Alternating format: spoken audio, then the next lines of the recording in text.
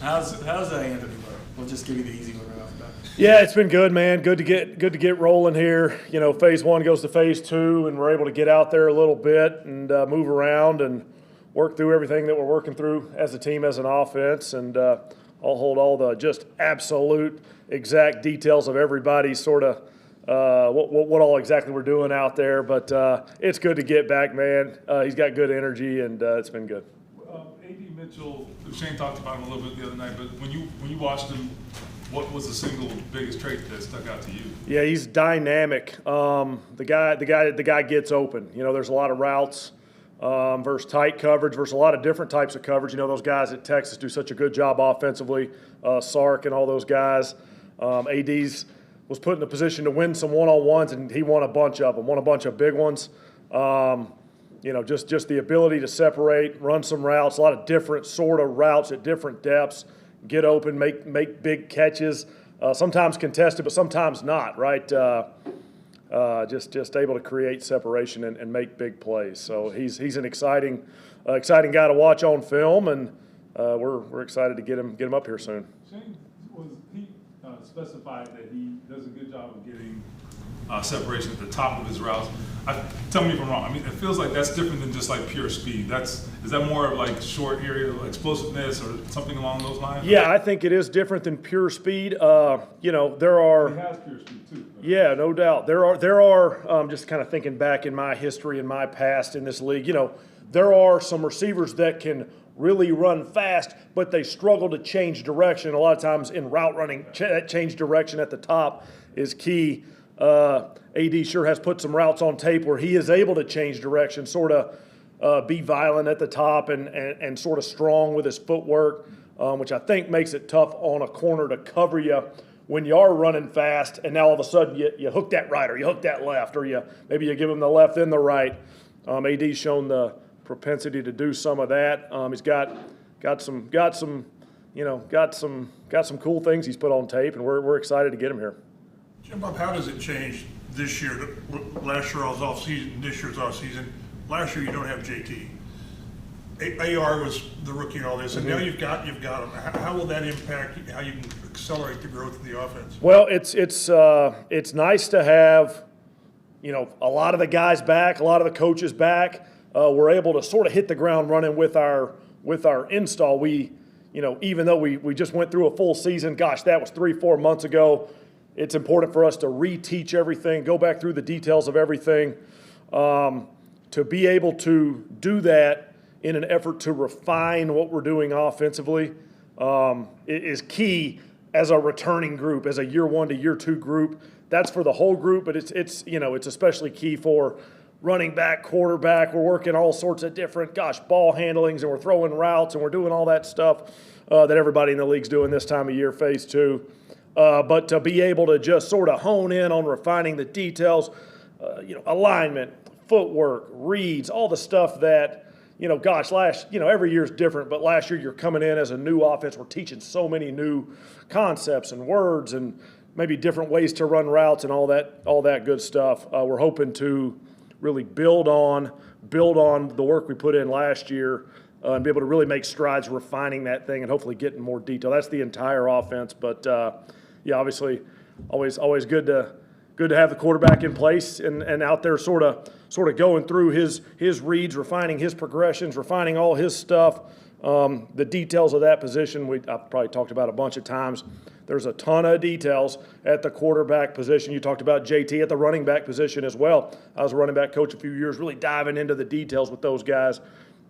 And to go from year 1 to year 2, maybe you're not just learning that what is the play, what is the word that we're using for this play, and kind of what is my job only on this play. We're able to dive in. What's he doing? Why is he doing that? All right, maybe if I make a run read, I'm JT. I know the receivers got that safety. So when I get through the line of scrimmage, I know he's got the safety. I can make this cut. All the sort of the refined details of the offense that we're, hopefully the whole NFL's trying to refine this time of year. But hopefully those guys have a chance to get ahead and really have a good spring. When you all right. We'll get everywhere. Gus wore you guys down. A lot of good. No. With Josh going into year 2, like he was talking about how, he's got a better concept of what the other guys in the offense are doing now, having played in it for a year. For a slot guy, where you're in the middle of everything, how important is that to have that knowledge of, not just his route concept, but Pitt and, Mo and other guys? Yeah, slot receiver ends up being a position where the more you understand about what the other guys on offense are doing and what the guys on defense are doing, the better you can play. Because when you play in that slot, there's guys inside of you, there's guys outside of you. Sometimes you have certain routes where it makes sense for us as a coaching staff to give them a few reads. You can break in or break out, or you can sit or break out and all that good stuff. And we teach those. We teach them, we try to teach them really well. But to a rookie becoming a second-year guy, you hope to notice, gosh, I recognized a certain coverage, and I knew that linebacker was going to be inside, so I didn't break inside. Those types of things are the advancements as the offensive system sort of goes that younger players sort of learn, and you hope factor into their game when you see them on the field next fall. Josh is really intelligent. He likes talking through that stuff. Ultimately, as a receiver, you love going and getting open and catching the ball, and if you can learn a little something about what your buddy's doing on offense or how the defense is going to play a certain coverage, and that can help you get open and make that extra catch or those extra few catches, that's the profession. That's what we're in it for. Josh doing a good job of sort of soaking up, learning a lot of that information, and that's the benefit of going from being that rookie to that second-year player, and it'll develop for all the guys. I watched AR's film from last year, specifically as a thrower. What were your observations? Had a year with a lot of really exciting plays. Was able to, we think, stress the defense in a lot of different areas, to the field, to the boundary, sort of short, intermediate, deep. Probably every throw wasn't an A+. That's not how it works in this league for a quarterback. You're going to miss a few. You're going to be just a tad off on a few.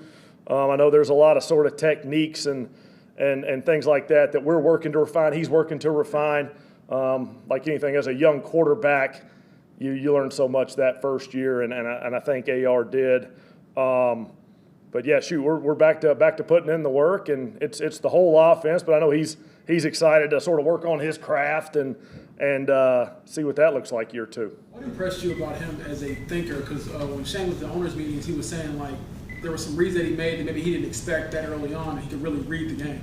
Yeah, I think the one that stood out to me, and I think Shane referenced this one also, is we draw up all these concepts as coaches. Gosh, we have this play action concept, and somebody's going deep, somebody's working across the field, and these days everybody's working those jet sweep motions and the fast motions that go all over the place. And sometimes they're just eye candy for the defense, and we're really trying to throw it over here down the field. But every now and then that defense just forgets about a guy. And there was one of those in particular where, they just forgot about Josh Downs. And Anthony's eyes weren't sort of there for the read, but he just sort of felt where the defense was and where they weren't, which is more important, and just spit it out to Josh and got a nice 12-yard gain. We didn't coach that on the board. We didn't draw Josh Downs up and circle him and say, make sure they cover him when he goes out to the flat. That's just understanding. That's just sort of understanding what you're seeing in front of you, what the defense is doing. Anthony's really done a nice job diving into sort of learning the offense once again at a deep level. It's year two. He's out there sort of able to operate the offense in his mind, with his notes, with just every part of what we're doing around here at a higher level than he was a year ago. That's what all second-year quarterbacks should do over rookies. But he's done a really nice job with that stuff. But some of that stuff, we're not quite able to coach. The guy can either sort of recognize the defense moving and take advantage of that or not, and Anthony's done a nice job of that. Jim, when you look back at 4 games that he had, did you see a quarterback who puts himself at risk, or do you see just some funky plays? Are you concerned? Do you have to look at things or not? No, I think every young quarterback, when they get in the NFL, I always try to pump up the SEC, I think, around here. But, even playing in the SEC, which is plenty fast, right? When you get to the NFL, gosh, it's a step faster. And Anthony's an extremely high-level athlete, no doubt about that. But even that, he's used to striding into the end zone nice and easy. And, gosh, that safety's a step faster than he was expecting. Guys are there just a step quicker. that shows up for every young player, every young quarterback as you're evaluating pass concepts. Those sort of holes closing a little bit sooner. I think that thing will slow down for Anthony. He'll be able to evaluate how guys are moving around him a little bit better, sort of year 2. And like every young player, especially at the quarterback position, you learn how to take care of yourself, and how important it is that we're out there for a bunch of games and we're able to sort of manage how we go through a season, because it is a longer season in the NFL than college. Able to sort of go about our business and learn how to sort of play game after game after game and show up every single game. By and large, this is who he is.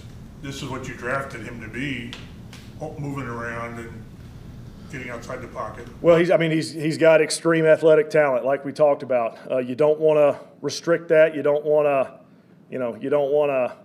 to say, hey, never ever move around, because gosh, he's so special. He's so special at it. It's finding that balance, finding that sort of sweet spot of being able to use our athleticism, use his athleticism, but like I said, sort of be able to sort of get up and play that next play and play that next game, and that's what we're all trying to get this thing done, and what the emphasis is for him.